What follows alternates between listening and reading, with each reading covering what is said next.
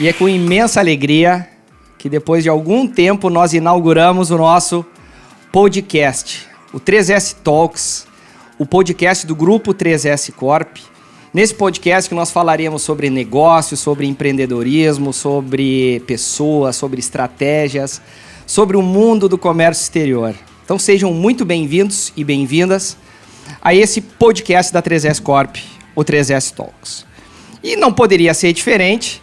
Na inauguração desse podcast, eu, Lucas Schomer, que serei o host, sou CEO e cofundador da 3S Corp, faço os meus cumprimentos ao meu sócio, amigo, padrinho de casamento, que eu não... Na verdade, eu sou o padrinho de casamento dele, e diante dessa trajetória aí de mais de 15 anos de relação, nós estamos aqui para fazer essa abertura para vocês e junto com vocês. Então, Gabriel, seja muito bem-vindo. Deixa eu descumprir com o protocolo. Muito obrigado, Lucas. Obrigado pela oportunidade, né? Tu é o nosso front, o nosso visual, né? A nossa imagem da 3S personificada. Eu sou o cara dos bastidores, né? Mas é sempre um imenso prazer podermos agora, ao vivo e à frente, né, discutirmos, né, as nossas conversas que sempre correm nos bastidores, né? É sempre muito dinâmico. Nem sempre é uma concordância, mas não concordamos que é o melhor a fazer, né? Então, estamos aí há mais de 15 anos juntos, né? Começamos como colegas profissionais, viramos amigos e agora estamos estreitando mais, né? Já estreitamos há mais tempo, né? Tu sendo meu padrinho de casamento. Espero receber o convite de volta em algum momento. Vai acontecer. Então, eu estou muito contente da gente poder bater um papo. A gente que se fala dia sim ou também há tantos anos, né? Então, o que a gente vai extrair de novidades dessas conversas? De noite, né? Exatamente. Então, de novo, seja muito bem-vindo aí nessa construção, que tu sabes bem, né? A gente trabalhou bastante tempo para construir. Então, aqui é um bate-papo para falar sobre negócios, sobre oportunidades, sobre como a gente veio desenvolvendo ao longo dessa nossa trajetória a estrutura da 3S Corp. E nós temos um livro que nós consumimos, né, há um tempo atrás, e que ele deu norte a muitas das nossas estratégias, principalmente naquilo que diz respeito à meritocracia, que é o sonho grande. E a gente já discutiu um pouco sobre isso, qual é o nosso sonho grande, por que nós estamos fazendo o que fazemos e quais são as perspectivas. Então a gente vai falar um pouco sobre isso, mas eu queria que tu começasse a falar um pouco sobre o nosso sonho grande. Legal. Muito do consumo, né, dessa água, né, do livro nós bebemos, né, constantemente e aplicamos bastante delas aqui na 3S, outras obviamente adaptadas para o nosso cenário, o nosso momento, né, e com a nossa cara, obviamente. Mas sim, o que é o nosso sonho grande? Transformar a vida das pessoas, nossos colaboradores, os nossos sócios, nossos parceiros, nossos clientes, através das nossas soluções, né? Então são todos fatos para transformar a vida de pessoas, né? Começamos basicamente e unicamente eu e você. Hoje somos mais de 210, por que não dizer famílias, que estão na 3S, né? Porque são envolvidas, né, no dia a dia a pessoa e não tem como separar, né, o CPF que está dentro da empresa do que vai para casa, né? Então sim, são 210 famílias que compõem o nosso elenco de luxo hoje e crescendo, né? Cada ano vem crescendo vertiginosamente o número de pessoas que vêm agregar e participar deste sonho, que não é mais só nosso, agora é o sonho grande de todo mundo. Então, de muitos, é verdade. 210 no momento atual, né? No momento atual, que nós... 30 de agosto de 2023. É isso mesmo. E, cara, se tem uma coisa que eu aprendi ao longo desse tempo é que, de fato, o nosso trabalho, a nossa vida, aquilo que a gente faz no nosso dia a dia, ela na prática ela impacta muita gente. A gente talvez tenhamos demorado um tempo pela nossa construção também familiar e aquilo que a gente veio fazendo em termos de trajetória foi um crescimento gradativo, foi um crescimento paulatino. A gente saiu do nosso estado, Rio Grande do Sul, viemos desbravar, por que não dizer, o Brasil, né, com unidades em Santa Catarina, em São Paulo, em Rondônia. E certamente o trabalho que a gente executa, ela impacta muita gente, internamente, dentro do negócio, externamente. E certamente, sem egocentrismo, nós somos por vezes, metamodelos ou somos exemplos, né, de coisas. E então, a nossa trajetória, ela, de certa forma, ela impacta, né? Então, eu queria que tu comentasse um pouco, tu que tem uma grande memória, e eu vou explorar isso ao longo da nossa conversa, que tu comentasse um pouquinho de como foi o início da nossa trajetória. Memória é uma qualidade ou um defeito, né? Depende do momento, que também não esquece o que gostaria, né? Sim. Mas sim, impactamos muitas vidas, muitas pessoas, né? A nossa família, né? Principalmente quando começou ainda morávamos com os pais, né? Então a família era uma outra do que é hoje, né? Sim. Então eu já tenho a minha própria família, tu tá na construção da sua, então é totalmente diferente, mas sim, impactou, nossa transformação foi grande, começou lá no escritóriozinho, antes de formalizar o primeiro escritório, que foi na pseudo-lavanderia da sua casa, lá dos seus pais, ainda era, bem dizer, um home office de cada um, né, com o seu computador em casa, até ir para lá. Então, sim, mais ou menos 9, 10 metros quadrados, primeiro escritório, né, até irmos para uma espécie de coworking, ainda não tão formalizado na época, em 2012, e em junho de 2012 fizemos a primeira alocação da primeira sala comercial. Fomos convidados a nos retirar daquele local, né? Porque a casa então foi vendida, né?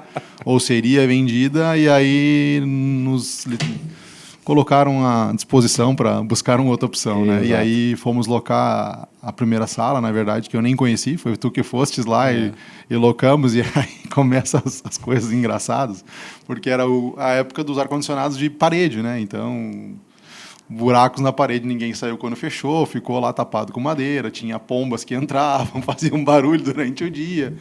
Cenas muito engraçadas. Depois, quando chovia, entrava água. Então, assim, um pouco de tudo a gente já fez aí, de enxugar a água que entrou, a registrar uma DI ou uma DDE, atender o cliente, assustar as pombas, tudo simultaneamente.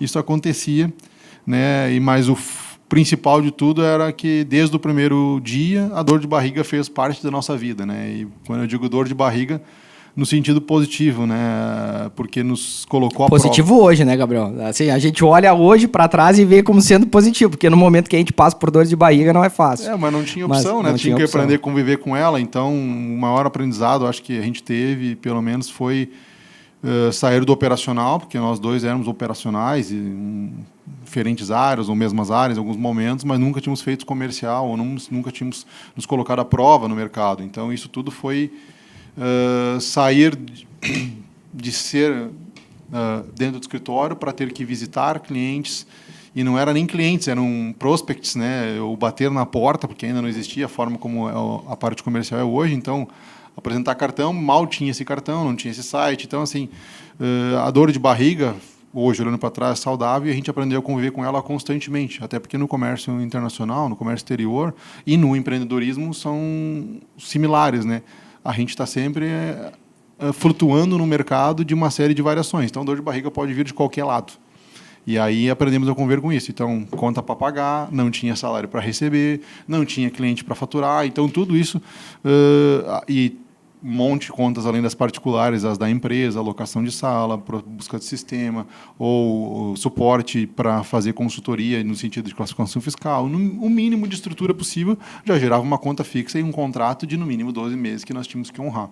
Então, a empresa já tinha nome de empresa, não era a empresa o Lucas não sei o que limitado, o Gabriel não sei o que limitada, mas era o nosso CPF por o tempo todo em jogo, né, de fazer dar certo. Então, como dar certo era o fator, o melhor. Não tinha opção de como não dar certo. Tínhamos que fazer acontecer. Passamos a ponte, não olha para trás, já estourou a dinamite, não tem volta, só tem um caminho que é seguir para frente. Para frente ainda pode ter uns desvios, mas vai ser para frente. Então, sim, esse foi o ponto que aprendemos rapidamente, né? E aí temos um sonho. Se temos um sonho, nós temos que correr atrás dele, não tem que olhar para trás, é só para frente, em direção àquele sonho, e ser disciplinado todo dia, né? Tem que ir atrás daquele sonho todo santo dia, isso sim. E aí tu é melhor que eu, né? Disciplina e regras, tu é muito mais metódico. Mas aí é um ponto interessante para quem está começando no ambiente do empreendedorismo. Talvez eu vá circular um pouco sobre os elementos mais históricos, com algumas questões que vão trazer eventuais insights.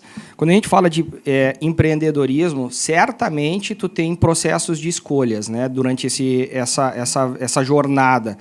E quando tu starta um projeto de empreendedorismo, a gente não sabe muito bem como as coisas serão lá na frente, né? Quando a gente monta um planejamento estratégico, a gente tem que estar preparado para desconstruir aquele planejamento estratégico, que inclusive nós levamos 2 anos para fazer um planejamento estratégico consolidado, bem estruturado, como manda o conceito. Mas certamente tem um processo de escolha muito grande, né? E quando a gente escolhe certas situações, a gente abre mão de outras tantas. E aí entra o processo de disciplina. Tu tá falando de disciplina, de regramento, de uma série dessas coisas do meu lado, mas tu é um cara extremamente disciplinado em diversos elementos e a gente troca muita informação com relação a isso. Quando a gente fala de processo de escolha e abrir mão de algumas outras coisas, o que durante a tua trajetória enquanto empreendedor tu teve que fazer dessas escolhas, algumas escolhas um pouco mais difíceis, abrir mão de algumas coisas positivas naquele momento, em detrimento de um futuro ainda melhor? Acho que aí a gente converge, né? Porque eu e tu nunca fomos de olhar para o lado depois que escolhemos. Então, uma coisa que é bem importante na nossa relação, além, obviamente, do respeito, é que o não é o preponderante. Se não vamos para aquele caminho, ou seja, os dois não disseram sim, um disse não, então discordamos, mas vamos concordar que o não vai vencer e vamos pelo caminho, a gente não olha mais para aquele outro lado que a gente deixou de tomar escolha. E se eu tivesse feito aquilo? Então, sim, na minha vida particular ou na minha vida profissional, né, sempre nos primeiros anos e bons anos, era tentar equilibrar os pratos, né, do que eu tinha que equalizar. Não dá para equilibrar todos os pratos ao mesmo tempo num momento, não consegue manter a saúde, os amigos, o trabalho, a relação e a parte espiritual, tudo no mesmo nível de giro, vamos assim dizer. Então, alguns ficam um pouco de lado nesse caminho. O que eu sempre priorizei muito? A minha relação com a minha família, né, meus pais, e com a minha hoje esposa, que é a mãe dos meus filhos, mas no momento era minha namorada, porque eu estou há 21 anos, né, então é uma relação maior que a nossa, a mais antiga que a nossa, e o trabalho. Né, sempre abrimos mão, o estudo deixei um bom período de lado, né, fazendo o mais devagar possível a faculdade, porque tinha que fazer na prática o que eu estava estudando. Então, estudar ou trabalhar sempre venceu o trabalhar. Então, comecei em contabilidade, saí do escritório de contabilidade, quando eu fui para o Comex, e continuei ainda trabalhando fora do horário em contabilidade e sábados e domingos. Então, era uma escolha. O que eu escolhia? Trabalhar, em vez de ficar fazendo festa, de ficar saindo, de gastar o dinheiro tão suado que matava-se ou ralava-se muito para ganhar, e continua até hoje. Então, eu sempre escolhi aproveitar o dinheiro da melhor forma possível, de forma que ele construísse um patrimônio ou que no futuro ele trabalhe por mim. Então, sempre olhando, talvez vivendo um pouco mais no futuro que no presente, né? E isso foi e é uma qualidade que a gente comunga, né, de jogar para frente talvez os desejos momentâneos, né, e para usufruir melhor depois.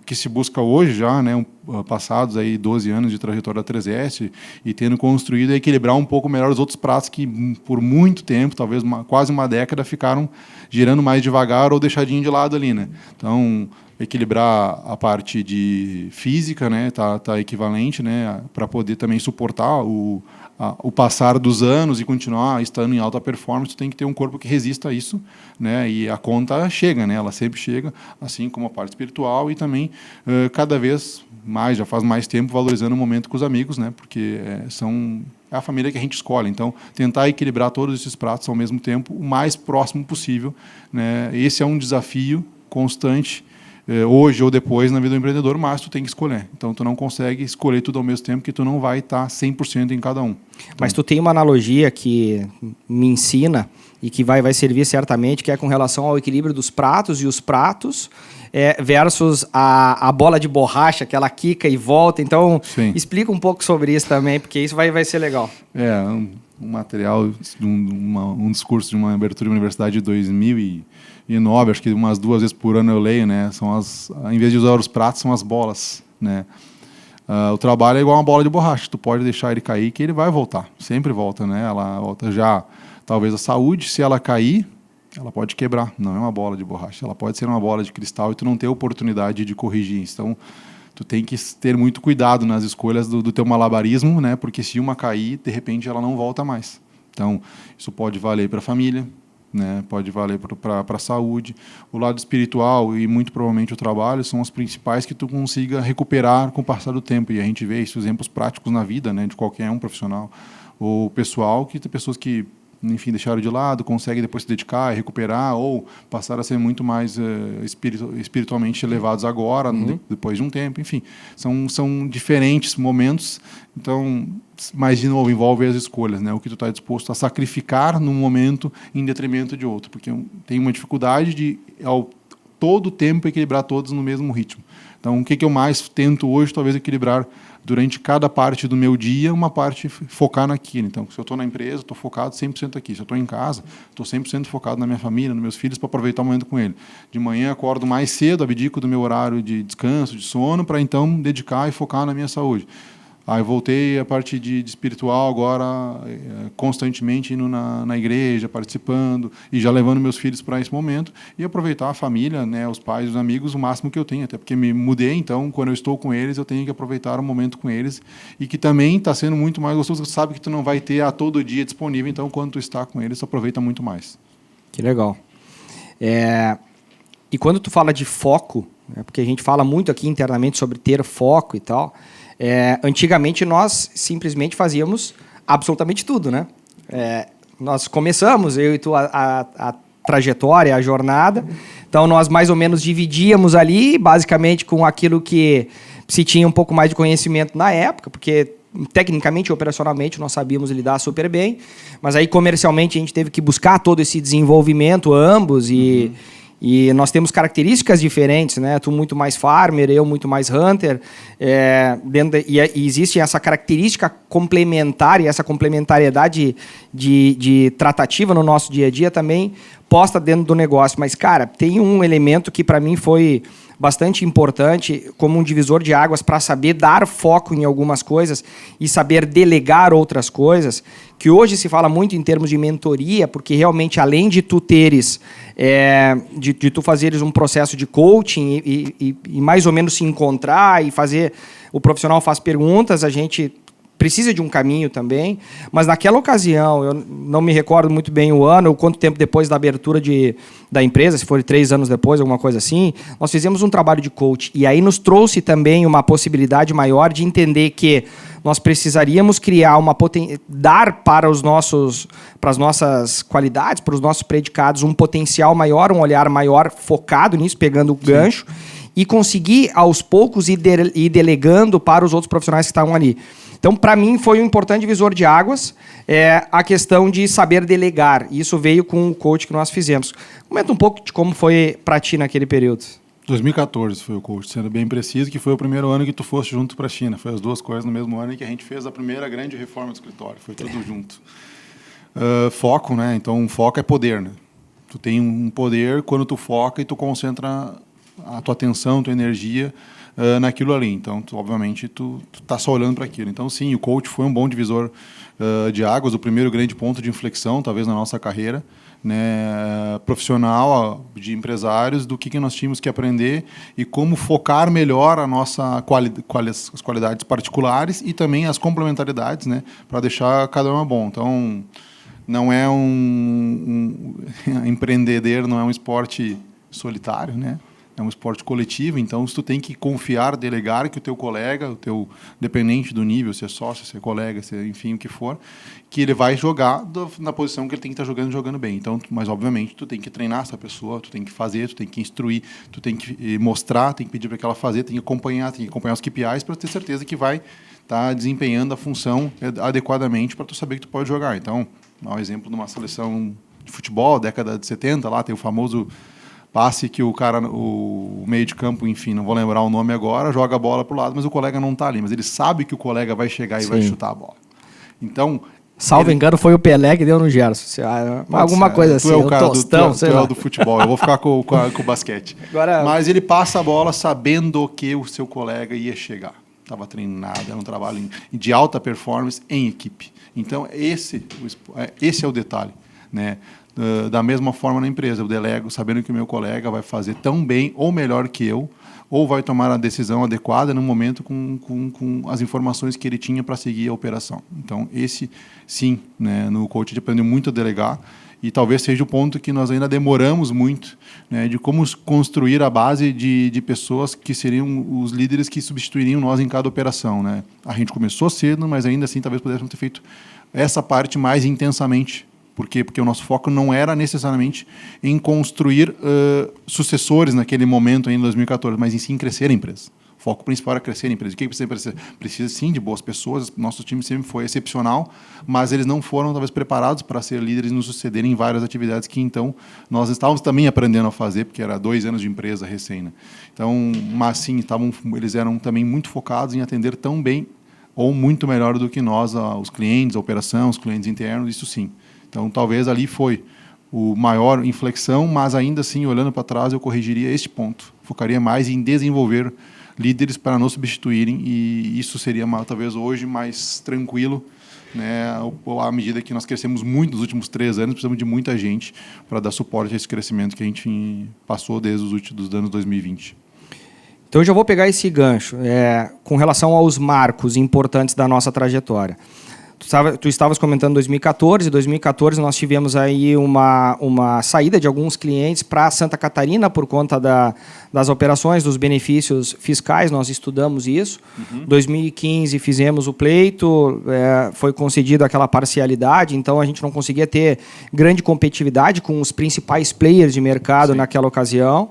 E durante 36 meses, né, foi concedido, portanto, em 2018, a integralidade do benefício. Nós viemos em 2018, aí sim, para a primeira unidade física do Grupo 3S Corp, na cidade de Itajaí, viemos para Santa Catarina, e aí, a partir daí, foi um dos pontos de inflexão. Mas eu queria falar contigo, na prática, com relação ao crescimento que tu mencionas a partir de 2020. Então, nós vamos começar a falar um pouco sobre pós-pandemia, ou melhor, pandemia, durante o período de pandemia. Teve o start, e eu me recordo super bem que eu estava em Santa Catarina, tu ainda na unidade do Rio Grande do Sul. Nós não sabíamos muito bem quais seriam os próximos movimentos, precisávamos discutir a respeito daquilo. Num dado momento, vamos fazer uma reunião amanhã de manhã, e aí eu trabalhei aqui até, 8 horas da noite, 9 horas da noite, arrumei minhas coisas, meia-noite eu saí de Santa Catarina para chegar às 6 horas da manhã no Rio Grande do Sul, tomar um banho e ter a reunião logo no início da manhã, naquilo que nós fizemos dentro do nosso War Room lá, o que nós fizemos? Comitê Anticrise. O Comitê Anticrise, é verdade. Nós relacionamos os líderes, os principais líderes da época, nós nos reunimos e a partir dali nós criamos um nível de engajamento ainda mais forte, nós fechamos todo o nosso elenco para entender quais seriam os próximos passos, né? Com relação à saída para home office e tudo aquilo. Apesar de nós tecnologicamente estar super bem acomodados ali, nós tínhamos que colocar todo o time em casa. Aquilo que era tudo sempre feito presencial, de uma maneira sinérgica, integrada e tal, tudo home office. Comenta um pouco como foi esse crescimento e quais foram as principais decisões que nós tomamos nesse período de maior crise, talvez, né, de incerteza que nós vivemos e que foi um grande gatilho de crescimento. Não, bacana. É bem complexo e profundo, né? Analisar tudo que a gente fez, olhando para trás hoje, né? Mas a gente estava no escuro, né? Se bem que, por ter a unidade na China, né, de prospecção, em dezembro, início de janeiro, a gente já sabia mais ou menos do burburinho que estava acontecendo, que estava avançando, mas ainda naquela incerteza do quanto e como vai chegar aqui, né? Então, obviamente, foi muito rápido, né?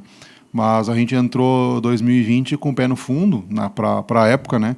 Tinha contratado cerca de 25% de força a mais, né, que na época eram 30 e poucas pessoas até 2019, para iniciar o ano 2020, então tinha 40 e poucas pessoas, e aí em março parou tudo, né, e aí beleza, parou tudo, dia 20 e pouquinhos de março ali, né, nos últimos 10 dias, e aí faz o quê? Né, então, tremenda escuridão, ninguém tinha norte do que ia acontecer, né, principalmente porque aconteceu de tudo, né, de barreiras nas ruas a passar, fechar a loja, fechar comércio.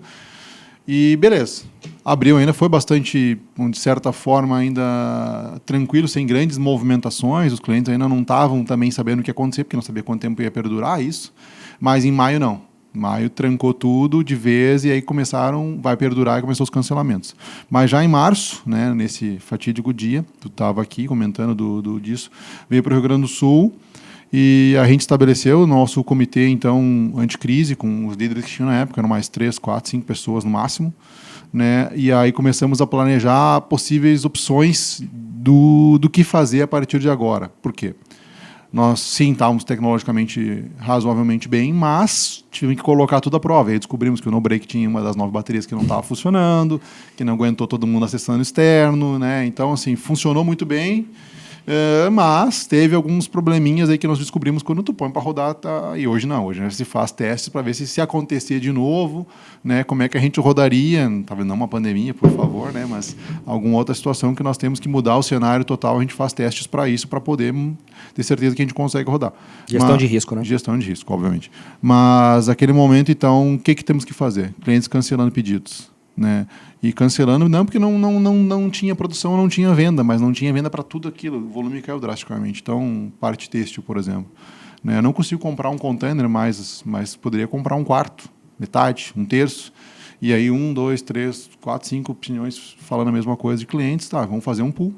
Vamos montar, então, um negócio para continuar movimentando. Então, basicamente, nossos negócios era prestação de serviço. Se o cliente não vai comprar, o que nós vamos fazer? Né? Vamos ter serviço para executar e vamos ter que liberar time, né? Porque não há incerteza. Então, começamos com isso e conseguimos manter o nosso número de queda bastante ok, né, frente, obviamente, à média dos demais segmentos e concorrência. Então, assim, tivemos queda, sim, em número de processo e faturamento por 2 meses principais, maio e junho, né?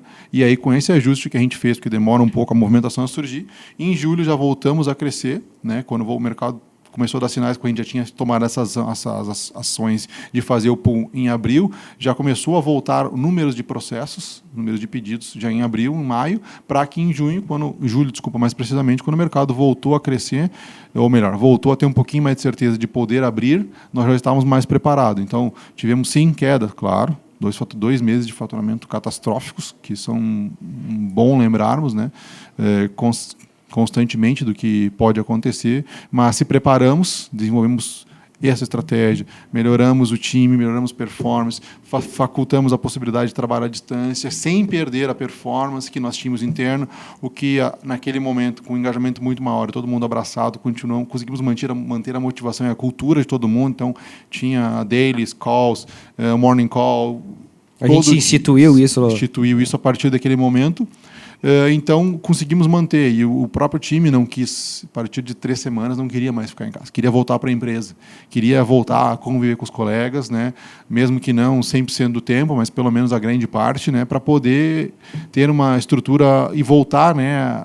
Enfim, voltar o mais rápido possível à vida normal, que a gente sempre prezou muito por um excelente ambiente, que é outra coisa que a gente busca nos mentores, seja eles o coach ou não, mas ter uma empresa excepcional para se trabalhar. Hoje somos GPTW, né, renovados, mas desde aquele momento a gente sempre prezava isso. Então, a partir disso, fechamos mais o time, engajamos mais, nos unimos mais, criamos soluções inovadoras, fortalecemos o nosso caixa, né, que foi importante, e conseguimos, então, abrir a cabeça que, beleza, agora nós temos que estar preparados para outras soluções, ter outras tantas verticais que possibilitem. E aí surgiu a parte de distribuição de fios, que aí os clientes gostaram, mesmo depois voltando aos volumes normais e não quiseram mais, muitos deles comprar direto, porque aí entrou a parte do comodismo, agilidade, eficiência e eficácia da nossa operação para distribuir para eles.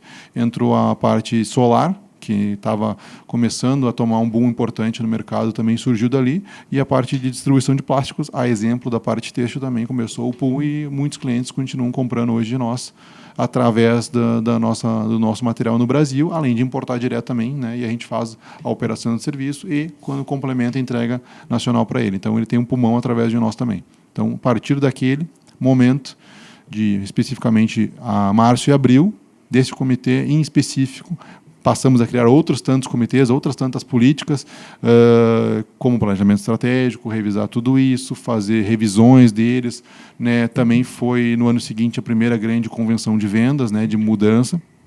Tudo surgiu naquele fatídico momento, né, de incerteza, e aí as oportunidades, né? Só cria soluções quando aparecem problemas, né? Porque como é que eu não pensei nisso antes? Mas não tinha um problema. Aí tu pensa nas soluções, né? Então as coisas não vêm antes da hora, né?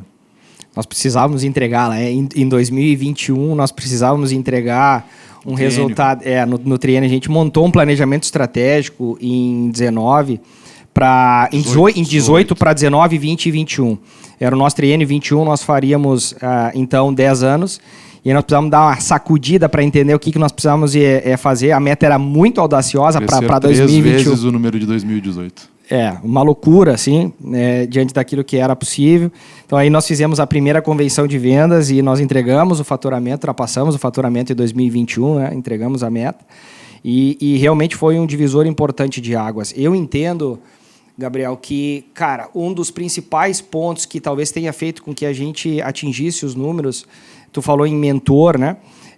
Nós, de fato, somos, porque, afinal, somos os fundadores do negócio, então precisamos mentorar, precisamos liderar, precisamos direcionar, mas naquele momento de incerteza que nós vivíamos, talvez um dos principais pontos de qualidade que nós trouxemos para o ambiente do negócio foi ouvir.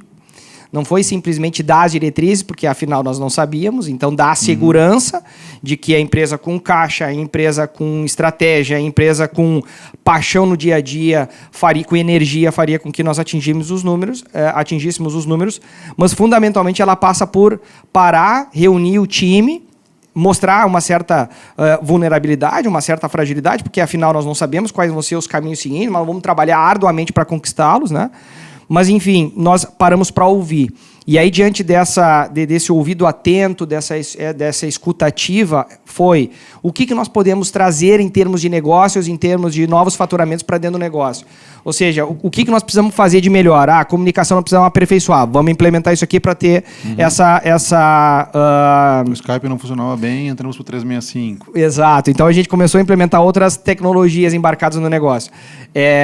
E aí a gente compôs essas estruturas de verticais de negócios complementares de distribuição, que realmente Mas também com base metodológica de growth, né? Claro. MVP, testa, pivota. Testa rápida. Aí tira para fora, criou um corpo, tira para fora e segue sozinho. É isso aí. Sempre foi um pouco da nossa característica, né? Testar rápido, executar e, claro, com uma estrutura um pouco menor é mais fácil fazer isso. Eu acho que uma característica complementar que veio por nós ter nascido do serviço é que a gente é muito humilde. Né? Então, ouvir, aprender, escutar, mentorar ou ser mentorado nos dois sentidos, porque independente de ser uma pessoa com mais ou menos conhecimento, todo mundo te agrega alguma informação. Né? Sim. Então, sim, ouvir foi o importante, né? Compartilhar e ouvir as opiniões de todo mundo, mas também o que nós trouxemos nesse momento foi a inteligência emocional, suportar, dar tranquilidade, porque estava todo mundo apavorado. Então, beleza, não, calma que a gente está bem, a gente aguenta, e até achar umas soluções para isso a gente está tranquilo. E aí o time todo teve, né, tira isso aqui fora da equação, vamos focar na solução.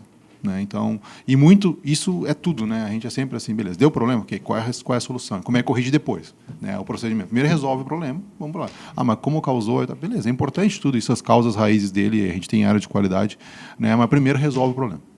Então, ótimo. Sim, é isso aí. Vamos falar um pouco de Comex, né? Vamos. Que é aquilo que a gente respira e vive há tantos anos, há quase 20 anos, né? E há mais de 15 trabalhando juntos. Vai começar a aparecer os brancos daqui a pouco. Tu fez alguma coisa antes? Claro que não, né? Claro que não, né? Como é que tu vê o atual cenário que o comércio exterior brasileiro está envolvido, com tantos stakeholders, tantos intervenientes no processo, falando um pouco de expectativas, de tendências futuras nesse nosso macroambiente comércio exterior no Brasil? Eu comentei, né, que empreendedor e Comex são muitas variáveis no mercado, então a dor de barriga é constante. Né? No Brasil não é diferente. Câmbio, no caso o dólar e o euro são as principais moedas, as relações com os países aliados ou vizinhos, né, os acordos bilaterais, né, ex-tarifário, dificuldade tributária. Então, assim, tem uma série de influências que são diretas e mais indiretas. Uma guerra com a Rússia e a Ucrânia afeta diretamente uma série de outros detalhes. O canal de Suez, né, atrapalha a logística como um todo. Então, assim, o comércio, perspectivas ou as expectativas. Expectativa no nosso atual momento de governo é um dólar, né, um pouco mais baixo. né? O governo busca isso já da outra gestão, né? Então, uma expectativa que deve fortalecer a exportação no sentido de abrir mercado para exportação. Não vai fortalecer por si só, porque nós temos que ser muito mais eficiente dentro de casa, constantemente, para competir, porque daí é uma competição com os chineses, não é o inverso, né? Nós temos os importadores. Por si só, já vai abrir o mercado à medida que o dólar cai, para aumentar o nosso fluxo de importações, né? Principalmente do principal parceiro do Brasil, que é a Ásia, né? Então, sim, afeta, né, economicamente, né, porque a gente vai ter muito mais produto importado. Pode ser que enfraqueça a nossa indústria interna, no sentido de ser menos competitiva, mas aí entra o empreendedor, né? Como sermos melhores, mais eficazes, mais competitivos, mais dinâmicos, mais enxutos, porque as regras do jogo são as mesmas para todo mundo. Se é complexo, se é tributariamente é difícil, se a logística não funciona, se a Receita está em greve, se o Ministério da Agricultura atrasa, isso vale na mesma para todo mundo. Então, beleza. Dito isso, o que nós temos que fazer para dentro de casa sermos mais eficientes, conseguirmos desenvolver melhor? E aí, o que é a expectativa? É abrir cada vez mais mercado de exportação. O Brasil está se fortalecendo, tem em vistas de sair o acordo do Mercosul com a União Europeia, né? E a gente já tem ações para isso tomadas desde 2019, né? Quando começamos essa movimentação de acontecer, seja no Brasil, seja no Uruguai, né? Uma estrutura lá, para fazer cada vez mais operações, exportações ou importações para com a Europa. Então, assim, isso vai acontecer. Sabe-se quando exatamente, quais são as regras, mas é um fato que vai acontecer. Tem a Argentina, né, que agora está passando um processo de eleição, então se chega a comentar que não vai mais ser liberado nenhuma necessidade de importação até definir as novas regras, ou melhor, o novo governo em outubro. Então, assim, tem uma série de influências influenciadores negativos que trazem mais insegurança. A Argentina sempre foi um dos principais parceiros econômicos estratégicos, né, estratégico para nós, seja para importação ou para exportação, né, das duas formas. Então, assim, a expectativa só vai aumentar a nossa participação no mercado, seja para importação ou para exportação. Neste governo, ou no próximo, o Brasil ainda é muito pequeno, né? Participa muito infimamente no nosso volume de comércio internacional. Ao mesmo tempo, ele também tem que melhorar internamente para poder também não só depender de importar produtos ou só de ter clientes no mercado externo. Nossa economia interna também tem que, logisticamente, que é o que a gente enfrenta no Comex, tem que melhorar. Então, assim, tem oportunidade nos dois lados. No nosso Brasil, que é gigante, mas, ao mesmo tempo, a exportação para países mais próximos, né? E, principalmente a União Europeia e Estados Unidos, eu vejo como cada vez mais fortemente isso, né? Porque os Estados Unidos e a Europa aprenderam que não pode depender 100% da China, depois da pandemia, mas a importação ela só vai crescer no Brasil até como uma válvula de controle inflacionário, à medida que o dólar cair também, né? Para poder manter produtos mais baratos. Esse é um ponto interessante, né? A gente pode bater um papo em algum outro momento sobre indicadores de negócio, dados, que foi também durante a pandemia que a gente trouxe essa avaliação macro de quantas das nossas operações eram oriundas da China e qual a nossa dependência realmente daquele mercado, como a gente deveria se posicionar. E aí, a partir daí, vieram diversos outros dados, indicadores de negócio, vieram a tecnologia embarcada, com dashboards, com BIs, que a gente tivesse realmente o controle de diversos elementos aqui na nossa mão para poder tomar as melhores decisões, né? Tá falando de importação, sim, exportação, principais origens e destinos, segmentos, setores de mercado, percentual de cliente, dependência, enfim, uma série deles, a gente né? sempre olhou dependência de cliente, né? Seja na importação ou na exportação, né? A dependência ou não de um estado, enfim. Aí passamos a olhar dependências do país, né? Principalmente China, né? Depois da pós-pandemia, ou melhor, pós-abertura, ainda continuou uma cidade ou outra, uma região ou outra com lockdowns, então o quanto isso impactava, né? Então passamos a olhar todas as verticais, beleza, mas tais clientes compram da onde? Como é que opera? Mas esse aqui é a operação China via Hong Kong, então considera a mesma coisa. Não, mas o cliente produz no Uruguai, mas a matéria-prima toda vem da China e também tem que cruzar essa dependência, porque se afeta um lugar, afeta todo. Então tem que explodir mais os dados para a gente poder saber o nível de influência ou dependência que nós temos de tal mercado. Então Perfeito. Isso aprendemos muito fortemente, porque não olhávamos para isso, não era importante olhar para esse dado até então. Sim. Né? E quais os planos B? Né? Se eu não consigo comprar do meu principal fornecedor, quais os outros que eu tenho? Não são na mesma condição de preço, de demanda, de entrega, mas eu não paro a minha fábrica, não paro o meu comércio, não paro a minha distribuição. Ter opções. Excelente. Eu não posso deixar de tocar nesse tópico, porque todo mundo me pergunta, ou muita gente me pergunta, que é com relação à sociedade.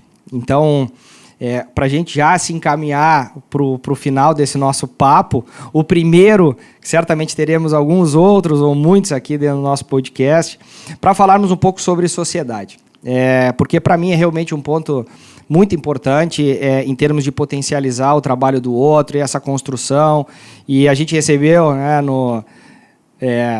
1 ano, 2 anos atrás, agora não me recordo, numa mensagem que recebemos, que é fácil, hoje em dia, um admirar o outro pela construção que veio depois que a empresa já está grande, já tem uma estrutura, mas isso a gente sempre cultivou lá quando não se tinha toda essa gama.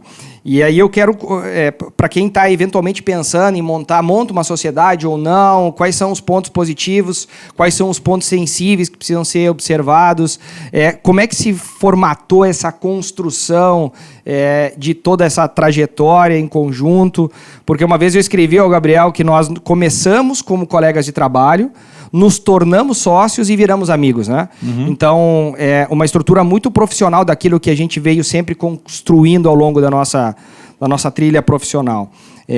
Sempre com um foco muito forte naquilo que diz respeito a trabalho, né? A entrega dentro da empresa. Então, contextualiza um pouco aí com relação aos processos de tomada de decisão, às divisões, ao respeito, enfim... Um pouco sobre sociedade. Sim, bacana. Eu ia fazer uma piada, mas vou deixar passar em branco aqui. Mas, sim, é fácil falar de admiração hoje, né? Mas, assim, se foi... Admiração está em conjunto com valores, com respeito. Acho que, para quem quer ter um sócio, eu acho que é um fenômeno ter um sócio. Assim como é um fenômeno ter uma empresa familiar, né? Até porque o Brasil é composto de uma grande... Muitas, né? Uma grande maioria, né? Estima-se que 90% das empresas ainda são familiares no Brasil, né? Porque envolve todas as pequenas empresas, médias e micros e tudo mais, né? Então, assim, independente, né? Na família talvez seja menos variável a questão dos valores. Mas se tu quer escolher um sócio não familiar... O principal predicado, no meu ponto de vista hoje, é um cara que vai dividir contigo, skin the game, full the time, o tempo todo, 7/24, 24/7, valores o mais próximo possível. Porque quando tá tudo uma merda, tá tudo certo, todo mundo bonito, todo mundo ralando, comendo a carne, roendo o osso, o que tiver que fazer tá tudo certo. Mas quando começa a ficar bom, se tu tem valores díspares, começa a aparecer divergências, começa a aparecer problemas que não existiam. Então, assim, quanto mais proximidade de valores, é um ponto que nós temos valores muito próximos, né? Então, por isso que a nossa sociedade deu tão certo, e dar tão certo não quer dizer que ela não tenha problemas, que a gente não discute, que a gente não diverge, mas, como eu disse antes, né, o não impera, né? Beleza, posso não concordar, mas concordamos que é a melhor decisão e que a gente não vai voltar para esse ponto depois. Verdade. Então, assim, valores próximos, fica muito mais fácil a tomada de decisão, né? E não faria uma coisa na sociedade porque eu não faria para mim. Então, assim, eu tenho hoje a mesma decisão, né? Viramos amigos, eu tenho como um irmão, né? Então, assim, meu irmão, independente de eu me arriscar mais ou não vou arriscar o meu irmão junto num negócio, numa decisão que não está bem embasada, que não está bem segura, ou que eu posso colocar minimamente alguma coisa em risco. Eu não faço. O não, mesmo não vai talvez nem vir para uma discussão, porque eu já acho que já não é viável. Então, assim, valores muito próximos me traz mais probabilidade de sucesso. E aí, claro, deixar claro, muito bem, de preferência, nós não temos, né, mas hoje se diz por escrito quais são os deveres, responsabilidades e atribuições de cada um. Nós temos com todos, menos entre nós, né? Temos, porque não precisou. É verdade. Não precisou, e a gente não deixa nada influenciar, nenhum fator externo influenciar essa nossa relação, né? Pode...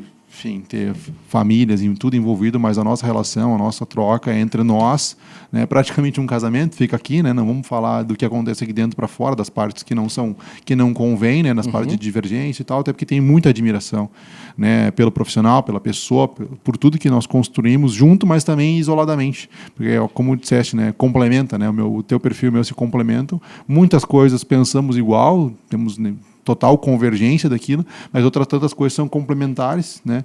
E se eu chutar com a esquerda, tu vai chutar com a direita, e então vice-versa, né? A gente não vai, importante não deixar a bola passar.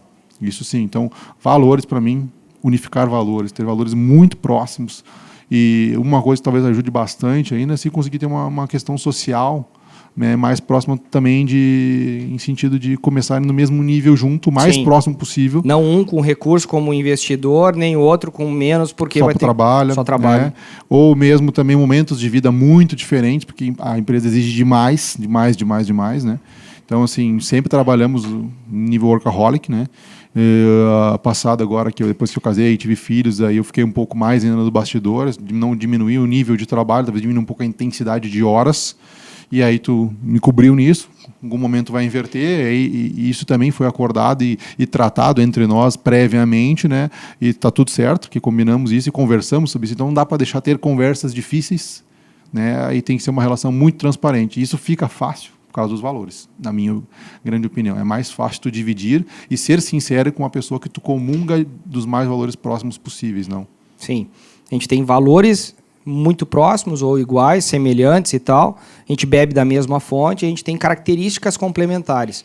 Então, essa complementariedade e essas características que se somam, mas aquilo que sustenta que são os valores são muito próximos. Ou seja, é isso que talvez seja uma justificativa para algum eventual sucesso que a gente tenha tido. Talvez por isso que nunca conseguiram arranhar a relação, contestar, porque obviamente já se foi tentado, seja por concorrência, por cliente, por qualquer coisa, arranhar essa relação. Sim. E isso nunca aconteceu, né? E não vai acontecer, porque está bem blindado, está bem fechado, né? Então podemos ficar sem se falar por algum motivo, A ou B, por demandas, mas sabemos que não vai estar nenhum dos dois ali enrolando, fazendo de conta, porque nós temos um compromisso gigante de sempre estar entregando, né? E de construir uma empresa para muita gente, né? Para transformar a vida das pessoas. Não é o Gabriel e o Lucas, né?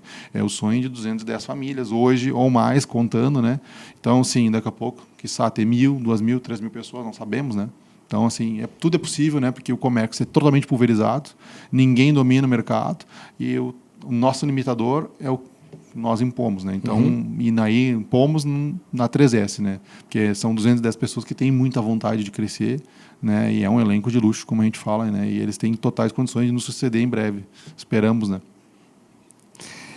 Cara, como é bom te ouvir. Fico muito feliz de bater esse papo, de ter sido contigo esse primeiro episódio, da gente ter feito essa abertura em conjunto, porque é realmente muito gostoso.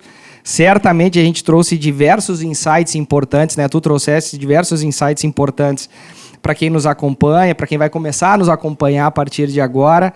E, enfim, esse é o início de um projeto, né, para que a gente possa levar cada vez mais informação para o mundo do comércio exterior, como eu falei, para quem está iniciando um projeto de empreendedorismo, para quem já é um pouco mais maduro e consegue extrair alguns insights importantes da gente. Enfim, esses serão as pautas, essas serão as temáticas do nosso podcast do 3S Talks.